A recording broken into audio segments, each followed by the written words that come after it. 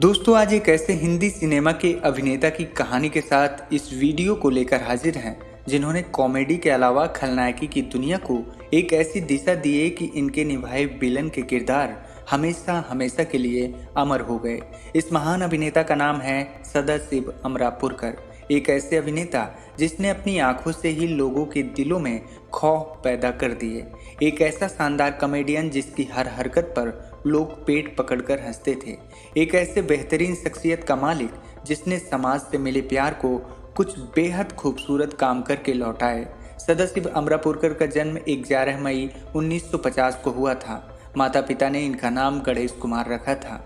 गणेश कुमार से ये सदाशिव अमरापुरकर कैसे बने थे, ये कहानी भी आपको इस वीडियो में आगे पता चलेगी। सदाशिव अमरापुरकर का जन्म महाराष्ट्र के अहमदनगर शहर के बिल्कुल पास मौजूद अमरापुर गांव में हुआ था। इनके घर के लोग व इनके दोस्त इन्हें तात्या कहकर पुकारते थे। स्कूल के दिनों में इन्हें क्रिकेट खेलना बहुत पसंद था। क्रिकेट से इन्हें इतना लगाव था कि ये क्रिकेटर बनने के ख्वाब भी देखते थे।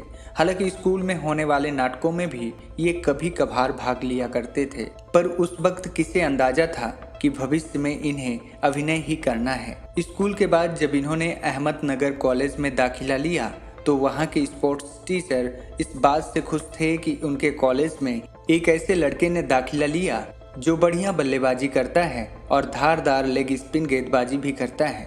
चूँकि अहमदनगर कॉलेज में ही हर साल एक नाटक कंपटीशन का आयोजन भी किया जाता था, तो सदाशिव अमरापुरकर ने उसमें भी हिस्सा लिए। कॉलेज में होने वाले उस नाटक कंपटीशन में छात्रों को ही नाटक लिखना और डायरेक्ट करना होता था, साथ ही अभिनय भी छात्रों को ही करना होता था। कॉलेज के उस नाटक में सदाशिव अमरापुरकर को एक कातिल का किरदार निभाने को मिला और उन्होंने वो किरदार इतने बढ़िया तरीके से निभाया कि इन्हें उस किरदार के लिए अवार्ड भी मिला। बस यहीं से गणेश कुमार उर्फ सदाशिव अमरापुरकर की जिंदगी बदल गई। पहले ही नाटक में अवार्ड मिलने के बाद सदाशिव अमरापुरकर को थिएटर में रुचि जाग गई। अब उनका ध्यान क्रिकेट से हटकर पूरी तरह थिएटर में लग गया। कॉलेज में इन्होंने ढेरों नाटकों में काम किए। अहमदनगर कॉलेज से ग्रेजुएशन करने के बाद ये पुणे यूनिवर्सिटी गए और वहाँ से इन्होंने एमए इन हिस्ट्री व एमए इन सोशियोलॉजी के साथ ही साथ नाटक में भी वो एक्टिव रहे। ये न केवल नाटकों में एक्टिंग करते थे बल्कि डायरेक्शन भी किया करते थे। अब तक इन्होंने अपना नाम गणेश से बदलकर सदाशिव रख लिया था और साथ ही अपने गांव अमरापुर को भी अपने नाम संग जोड़ लिया। इस तरह गणेश कुमार बन गए सदाशिव अमरापुरकर। अब तक इन्हें एहसास हो चुका था कि ये सिर्फ थिएटर के लिए ही पैदा हुए हैं। हालांकि इनके घर वाले और ख़ास तौर पर इनके पिता थिएटर को लेकर इनके जुनून से बेहद परेशान थे। उन्हें फिक्र थी कि उनका बेटा शादीशुदा है और पिता भी बन चुके हैं, लेकिन उसे काम धंधे की कोई फिक्र नहीं है। इनके पिता ने इन्हें खूब समझाया, डांटा भी। एक दिन तो इन्हें कमरे में बंद कर दिया, लेकिन इन्होंने अपने पिता से कह दिया कि थिएटर इनकी सांस है और ये थिएटर के अलावा कुछ और करने की सोच भी नहीं सकते। किसी के रोकने से ये नहीं रुकेंगे। इनकी जिद के सामने पिता को हार माननी पड़ी। इन्हें नाटक करने की छूट दे दी गई। चूँकि इनकी पत्नी LIC में नौकरी करती थी तो घर चलाने की टेंशन इन्हें थी ही नहीं। धीरे धीरे महाराष्ट्र में थिएटर जगत में इनका नाम होने लगा। इन्होंने मराठी थिएटर प्रतियोगिता में भी कई अवार्ड जीते। ख्याति मिली तो इनके पास प्रोफेशनल थिएटर के ऑफर्स भी आने लगे। इस तरह प्रोफेशनल थिएटर का हिस्सा बनने के लिए सदाशिव अमरापुरकर मुंबई आ गए। प्रोफेशनल थिएटर से होने वाली कमाई से मुंबई में ये आराम से अपना खर्च उठाने लगे। मुंबई में ये महान नाटककार विजय तेंदुलकर के नाटक कन्यादान में काम कर रहे थे। अपनी एक्टिंग स्किल्स से ये विजय तेंदुलकर का दिल कब का जीत चुके थे। एक दिन विजय तेंदुलकर ने इनसे कहा कि मैंने अर्धसत्य नाम से एक फिल्म की स्क्रिप्ट लिखी है, उसमें एक किरदार है जिसे मैं आपसे करवाना चाहता हूँ। सदाशिव अमरापुरकर ने उनसे कहा कि आपको मैं कैसे मना कर सकता हूँ। इस तरह साल 1983 में सदाशिव अमरापुरकर ने फिल्म अर्धसत्य से अपनी फिल्मी कैरियर का आगाज कर लिया। फिल्म अर्धसत्य में इनके किरदार का नाम था रामा शेट्टी। रामा शेट्टी का वो छोटा सा किरदार बहुत ज्यादा लोकप्रिय हुआ। पहले ही फिल्मी किरदार के लिए सदाशिव अमरापुरकर को सर्वश्रेष्ठ सहायक अभिनेता के खिताब से नवाजा गया। इस फिल्म के बाद सदाशिव अमरापुरकर के पास ऑफर्स की झड़ी लग गई और फिर इन्होंने कभी पीछे मुड़कर नहीं देखा। फिल्मों के साथ साथ सदाशिव अमरापुरकर ने टीवी पर भी कुछ बेहद दमदार किरदार जिए। 80 के दशक में दूरदर्शन पर प्रसारित हुए धारावाहिक राज से स्वराज तक में इन्होंने लोकमान्य तिलक का किरदार निभाया था, जबकि पंडित जवाहरलाल नेहरू की किताब डिस्कवरी ऑफ इंडिया पर बनाई गई श्याम बेनेगल की सीरीज भारत एक खोज में इन्होंने महात्मा फुल्ले का किरदार निभाया था। बात अगर फिल्मों की करें तो सदाशिव अमरापुरकर ने 300 से भी ज़्यादा हिंदी, मराठी व अन्य भाषाओं की फिल्मों में काम किए। इनके निभाए किरदार बेहद चर्चित हुए, मगर साल 1991 में रिलीज हुई महेश भट्ट की बनाई फिल्म सड़क में इनका निभाया महारानी का किरदार कभी नहीं भुलाया जा सकता है।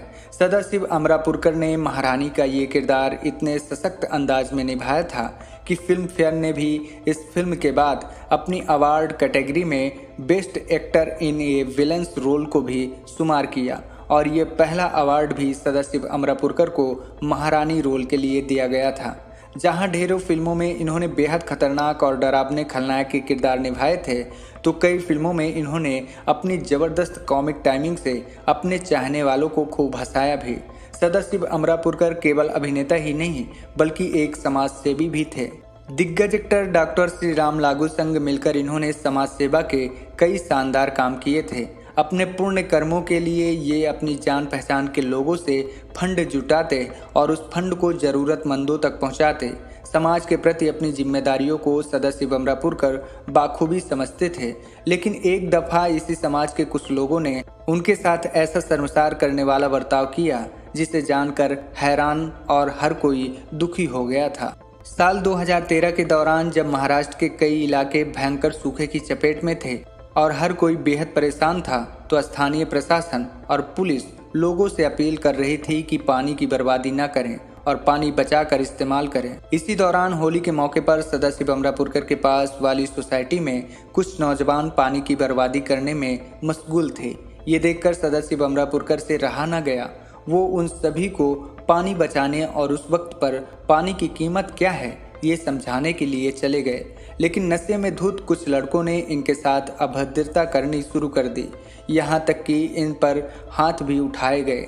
हालांकि बाद में पुलिस ने आकर बीच बचाव कर दिया। कैरियर के आखिरी दिनों में सदाशिव अमरापुरकर की तबीयत खराब रहने लगी थी, इसलिए धीरे धीरे इन्होंने खुद को फिल्मी दुनिया से दूर कर लिया। पर थिएटर से इन्हें बेइंतहा मोहब्बत थी, तो इन्होंने थिएटर करना नहीं छोड़ा। अपने फिल्मी करियर के पीक पर रहने के दौरान भी ये बराबर थिएटर करते रहते थे।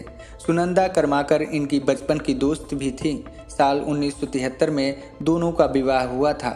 इन दोनों की एक बेटी है जिनका नाम है रीमा अमरापुरकर। 3 नवंबर 2014 को फेफड़े में कैंसर के चलते सदाशिव अमरापुरकर इस दुनिया से रुखसत हो गए और जैसा कि सदाशिव अमरापुरकर चाहते थे, उनका अंतिम संस्कार उनकी जन्मभूमि अहमदनगर में किया गया था। फिल्म इंडस्ट्री के लगभग हर बड़े स्टार के साथ सिल्वर स्क्रीन शेयर कर चुके सदाशिव अमरापुरकर की अंतिम यात्रा में बॉलीवुड से सिर्फ अभिनेता रजा मुराद और डायरेक्टर गोविंद निहलानी ही शामिल हुए थे।